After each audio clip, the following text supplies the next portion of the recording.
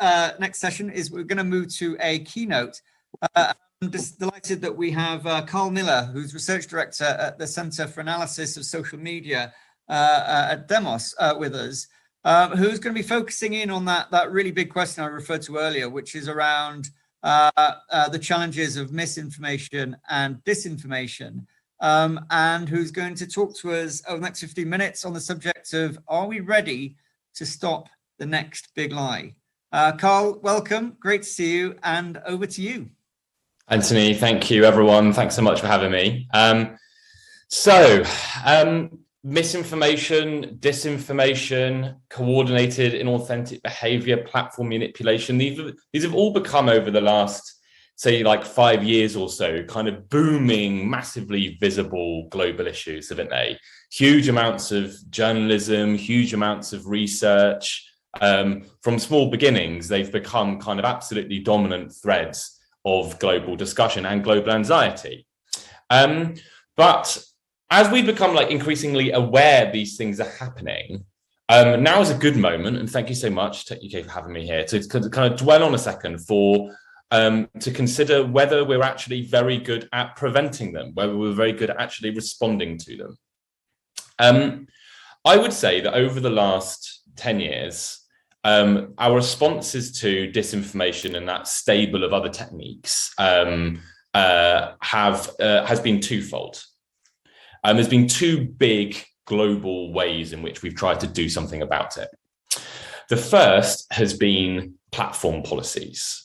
So this has been about trying to outreach to the tech giant to try and make sure that, firstly, the policies they've got in place about what they allow to happen on their platform is adequate. And then secondly, trying to make sure that their actual enforcement of those policies is also sufficient.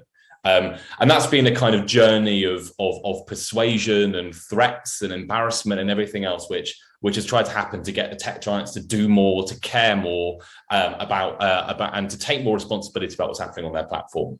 And the second has been kind of digital literacy. This has been about trying to teach skills and training and awareness to try and kind of increase the general, I suppose, resilience and resistance of populations to the techniques which we see happen. Those have been the kind of two main kind of lines of attack. That's been where most effort's gone into. That's been where most resources have gone into as well. My answer is that neither and both are not sufficient to respond to what's happening. And I'll briefly explain why.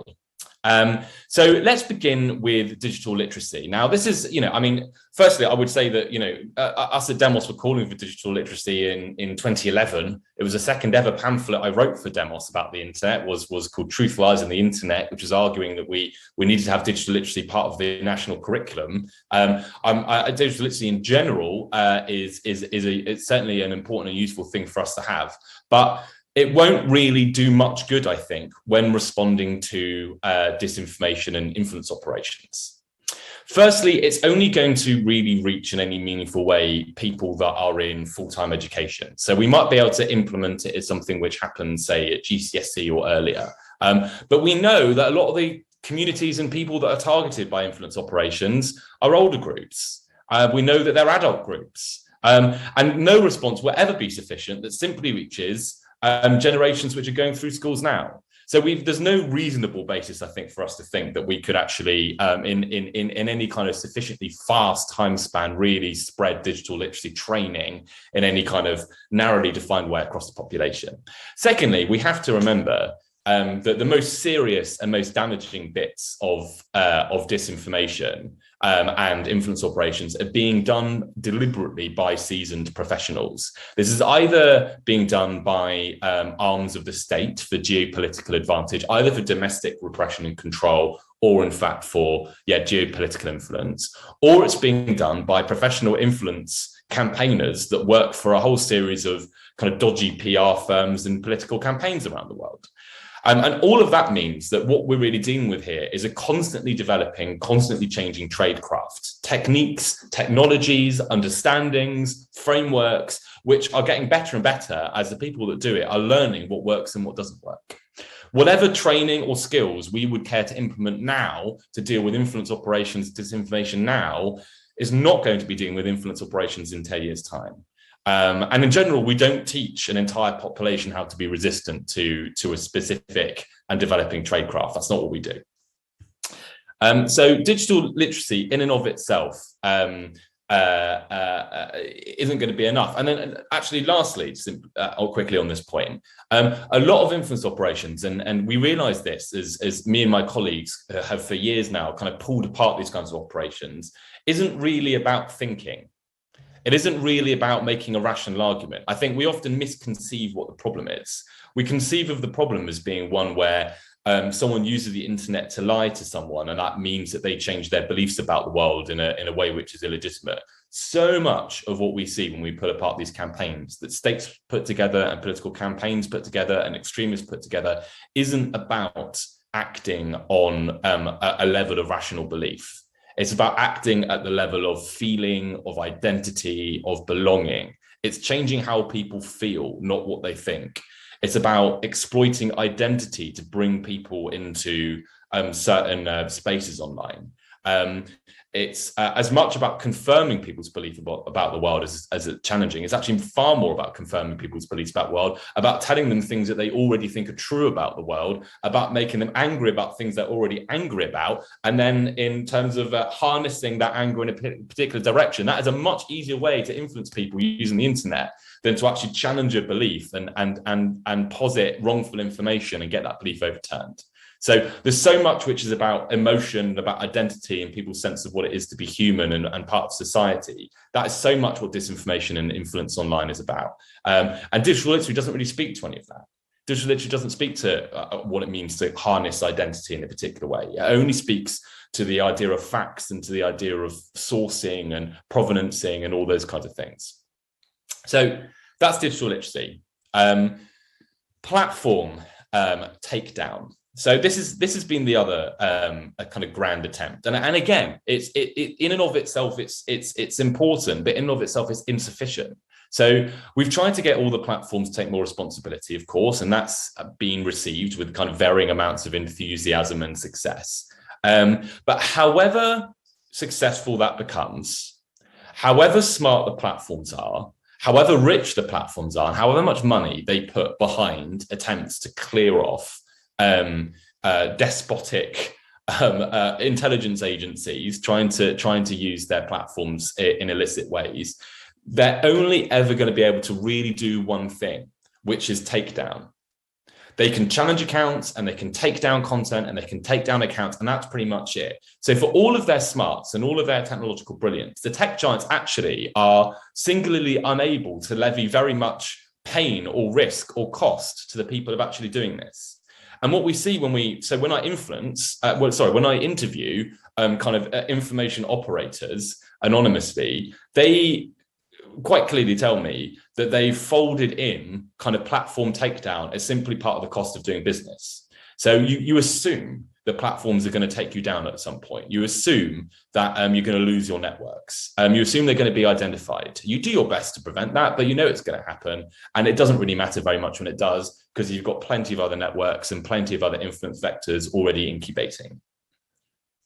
Platforms really can't do very much other than do that.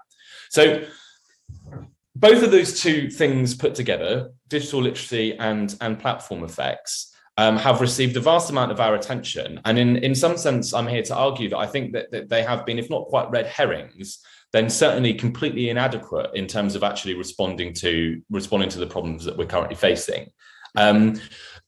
Also, I would say that the responses were only in the very early foothills of this. So whatever the responses we're going to have, this is going to be with us for decades and decades and decades to come. These are only the early trade crafts and technologies. There's also very little, unfortunately, respite that we can take from the direction that technology is moving in. I mean, we're on the cusp of passing the Turing test. Technology in general is becoming much better at behaving like human beings. That means that from the kind of crude and obvious forms of automation that we've seen in these early campaigns, it's only going to get worse. It's only going to get more believable. We've got blockchain-based social media platforms which are on the horizon as well. And actually, I'd say a whole series of kinds of social media which are going to be far less vulnerable to regulation, far less able for states to control. So all of that really says to me that this is the moment when we need to open a kind of much wider front, as it were, and think about many other kinds of responses that we might make. Just as this thing affects all of society, many more other bits of society actually need to do something about it. Let me run through a few. Number one, journalism. So I work as a journalist, and I would say that one of the things that journalism has been quite bad at is actually doing the kind of gritty, in-depth investigatory work to expose the underlying organizational financial interests which cause disinformation influence operations to work. We've been very good as journalists at exposing the existence of it. Because that's easy. It's easy to find these networks on social media. It's cheap journalism as well. You can very easily write a piece about the latest Facebook network. You can very easily take some screenshots of obvious disinformation that is existing on Twitter. Much harder, much more important will be to actually expose the underlying realities which allow that kind of campaign to happen. Like, we know there are companies going around pitching, like blue chip companies pitching disinformation services. We know there are PR companies that are going around and increasingly seeing this as something that corporates will be doing, aimed at other corporates. This isn't just going to stay in the realm of high politics and geopolitics. This is something which is going to easily move into more kind of common, more routine commercial life as well. That's what we do as journalists. Open movements online, informational activism.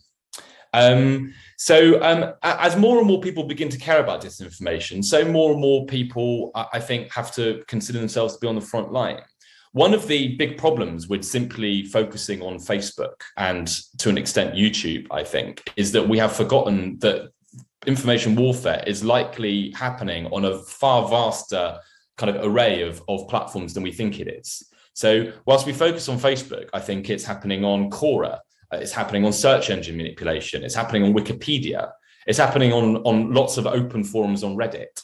And one of the ways of responding to that is to recruit those very communities that are responsible for protecting and developing those spaces to get better and better at dealing with disinformation. We should be equipping and funding the Wikipedia community right now to be dealing with geopolitical influence on its platform. We should be equipping Reddit moderators with skills and technologies to be able to try and identify when their subreddits are being targeted for attack. Likewise, there are plenty of forums where illicit influence operators actually congress and organize amongst themselves. And I think there is an argument to make that informational activists, as it were, should be on those forums trying to erode the potential and usefulness of those forums for being used in these kinds of activities. So I think kind of voluntary communities online have to become much more part of this conflict than they have been. Criminal law. I think it should be simply illegal to spread voter suppression information in the immediate run-up to an election. There are some kind of behaviours on the very edge of all of this which should just be illegal. They should be unambiguously illegal, and they should be either part of a kind of Digital Sedition Act, or they should be part of other kinds of criminal law as well. Libel and defamation law can be used much more than it is as well. So there's a series of existing and probably to be created legal instruments which are much better able at levying genuine cost and risk and liability than platform takedown. Regulation. I know that's been a rich vein on discussion up to now. And plenty of far greater minds than me, I'm sure, have been occupying your screens and will occupy your screens to talk about regulation. My only comment about regulation will be that it should certainly intervene into the platform engineering as well as the actual content. I think we do see an over focus on trying to regulate the kind of speed of platforms clearing off bad material. I would quite like to see a regulatory intervention around, say, trying to put more friction into platforms, trying to control virality, and possibly mandating platforms to require more information of their users, which will allow us to be able to better attribute where these campaigns are coming from. As a researcher, one of the big kind of frustrations we've got is because platforms know so little about their users, we have no idea, apart from like basically guessing like who is actually doing what on these platforms. We expose a Russian-speaking network which is targeting Ukraine. Is that Russia? Probably. But it's very hard to tell without having more information about users. At least the platforms could then inquire about. So I think there are other sub-content engineering level regulatory interventions that platforms can make. Lastly, liberal democratic information warfare. This is my last point. So we would be kidding ourselves to think that information warfare is only something which is being done by despotic states. It isn't. We know that liberal democratic states are looking at influence operations online. All you've got to do is read the latest operational doctrine from the UK government, integrated action, to know that the UK has built capability, brigade level capability, in fact, to wield influence on the internet, which I think is kind of dismaying from one point of view, if I'm honest. Like, I would rather information be demilitarized rather than militarized. But if it must be militarized, at the very least, we should have published rules of engagement. We really should be knowing when and where and in what way it's justifiable for liberal democratic militaries to be waging war on information. How are proportionality, necessity, and other very important principles which govern the kind of coercive use of force being used. And that should be extended information as well. So there we go. That's kind of rant over. I think if I were to circle back to a final thought to leave you with, it's that we're in the very early foothills here. We spent 10 years essentially focusing on two things, and let's spend the next 10 years focusing on everything else. Thanks very much. Thank you so much, Carl. A huge amount for everybody to think about there. And I think a real kind of wake-up call to realizing the extent and breadth of the fact that there are these kind of sophisticated bad actors out there, and we need a far more sophisticated way of thinking and approaching some of these issues around disinformation and misinformation, which are clearly fundamental to having stable kind of governments and democracies. We could have spent much longer talking to you on that. Thank you so much for joining us today. I'm sure that many people will want to come back to you, and perhaps these are issues we could do more work with you at greater length over the weeks and months ahead. So, Carl, thank you so much for joining us.